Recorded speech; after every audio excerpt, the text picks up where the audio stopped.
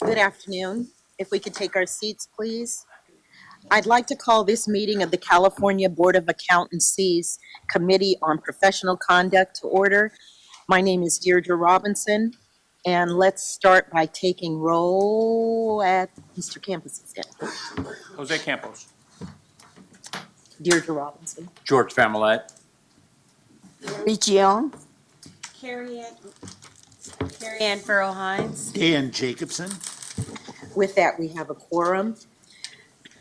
Moving on to the agenda, we begin with agenda item number 1, approval of the minutes of the July 26, 2018 Committee on Professional Conduct's meeting. Would anyone like to make a motion? Motion to adopt. Can I have a second? Second. Are there any additional comments or discussions from the committee members? Or from the public? I will now call for the vote. Ms. Reed, please read the vote. Jose Campos, Yes. George Familette, Yes. Carrie Ann Farrell Hines, Abstain. Dan Jacobson, Abstain. and Deirdre Robinson. Abstain. And Mary Jiang. Abstain. Okay, next is agenda item number 2. Mr. Bone, please begin with your presentation. Good afternoon, Madam Chair and members. This item is a request for the CPC to approve updating one CBA form and its corresponding regulation to change the name of one state agency listed on that form. Last year, many of the responsibilities of the California State Board of Equalization were transferred to a new agency, the California Department of Tax and Fee Administration. The CBA's out-of-state accounting firm registration form, PP-13, identifies the Board of Equalization as an agency that may share information with the CBA regarding certain tax obligations of sole proprietor and partnership accounting firms. That responsibility for the Board of Equalization was transferred to the California Department of Tax and Fee Administration, and staff propose updating that form accordingly. Therefore, Madam Chair, staff recommend the CBA make a motion to approve the regulatory text and form incorporated by reference in CBA Regulation Section 20 and authorize the executive officer to initiate the formal rulemaking process for a Section 100 change, including submitting the text and form changes to the Office of Administrative Law. That concludes my remarks, Madam Chair. Yes, thank you, Mr. Bone. Would any member like to make a motion? I so move. Second. It's been moved and seconded. Are there any additional comments or discussions from committee members? Are we sure this is the only place that name change appears in the vast amount of regs we have where, or forms where this might appear? It did appear the name in other places on our website and perhaps some other documents, so those have been handled outside of this process, Mr. Campos, but yes, this is the only form. And just out of curiosity, what's our process for vetting this stuff to figure out where are the hits on this that we need to take action on? Staff can do searches through our various documentations, through our website. I believe we were contacted by staff at the new Department of California Tax and Fee Administration, and so they helped to make us aware of the impact of the change that had occurred when those duties were transferred from the BOE to the new agency. So it's kind of a multifaceted approach. Thank you. Thank you. Are there any public comments? I will now call for the vote. Ms. Reed? George Familette, Yes. Carrie Ann Farrell Hines. Yes. Dan Jacobson, Yes. Deirdre Robinson, Abstain. Mary Jiang, Abstain. and Jose Campos. Yes.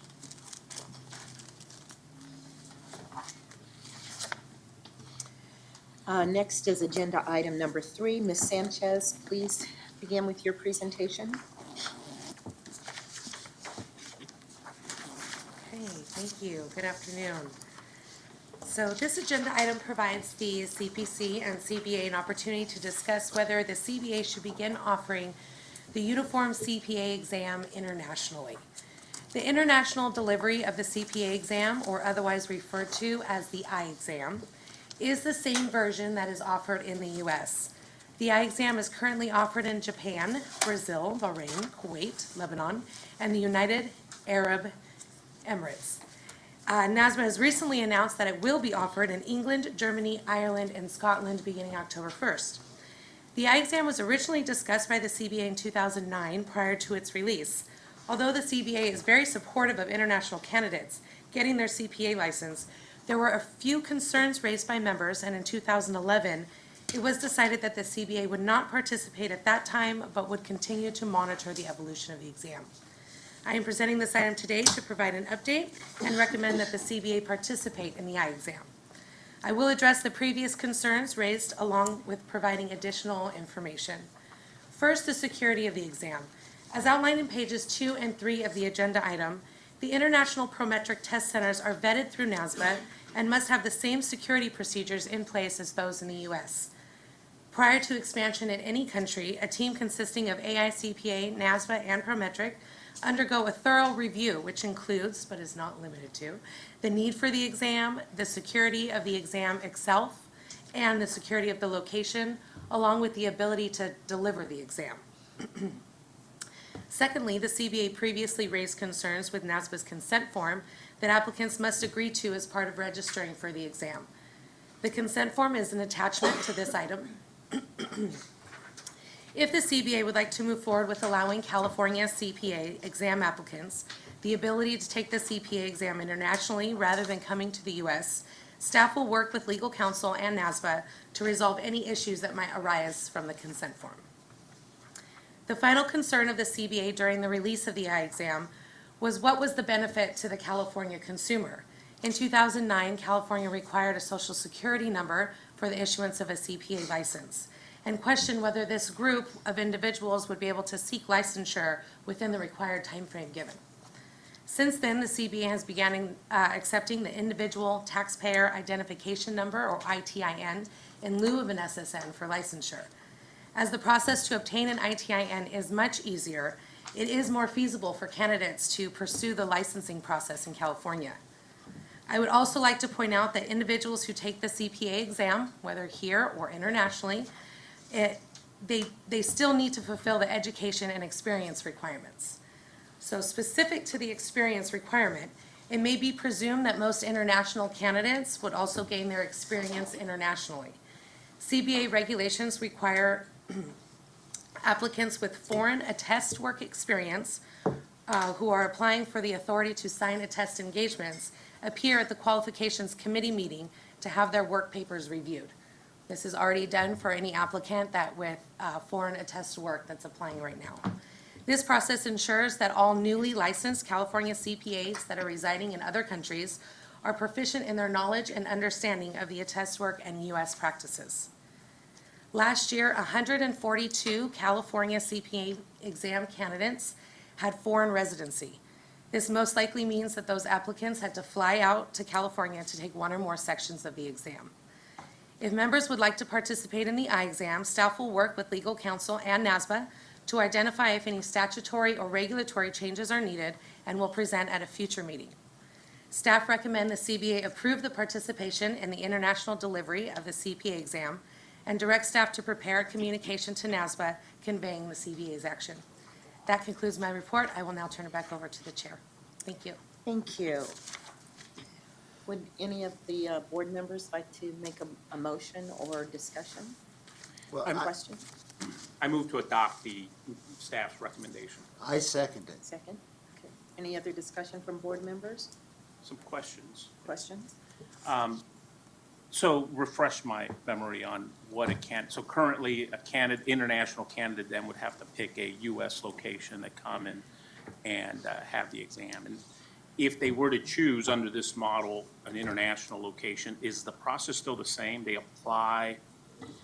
would apply to take the exam through our state, That is correct. and there's additional pieces that candidate would have to do, which includes this consent form at that point, which other folks taking it domestically would not have to do. That is correct.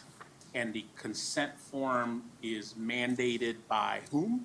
NASBA. NASBA. So NASBA created the particular form, and we had an issue with it philosophically. I was still trying to understand, why did we have an issue to begin with the form? I understand can a candidate really get a Social Security number in three years, and So I get that.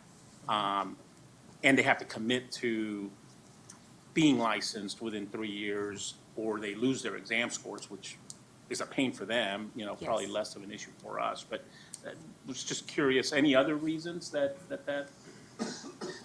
Yes. I believe, if memory serves me, it was actually raised by council, the concern with the consent form, because we don't have anything any provisions in our rules or regs that dictate that individuals would have to fill out this consent form. And the consent form also gives them a time limit on when they would have to take some next steps. So we would work with current council to determine, is that still a concern? And if so, what steps would we need to take in order to resolve those issues? Well, especially with a nationally administered, exam, so. Okay, I personally didn't see any issues. Obviously, if a candidate wants to use that route, they've got this additional restriction there. And do we have any sense on, I guess in other states that do it, 45 other jurisdictions accept this, is there a lot of licensing activity at those states for such candidates? A lot is kind of a broad term. In relation to the size, we have 142. I checked some other states, they go down, I think Texas was in the 80s. I checked, okay, I don't have the other states off the top of my head, so I don't want to just yell out more numbers. It's a small But they were all population. under 100. Yeah, that would have potential, so in our case, these would have been individuals with foreign experience, but they didn't necessarily take the exam internationally because that's not something we were accepting before. Okay. I think that's it for me.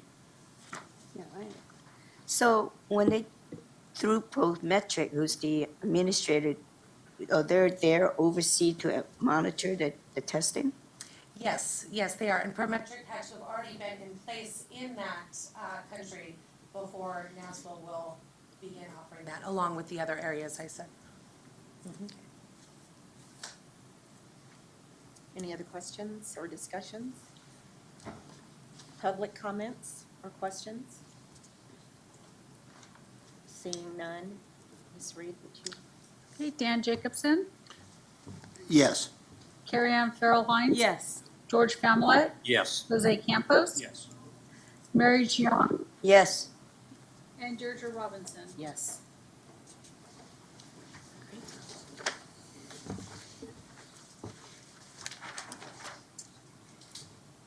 So there's no other questions or concerns? Are there any other public comments? Agenda for the next meeting? Then we will call this meeting adjourned. Thank you.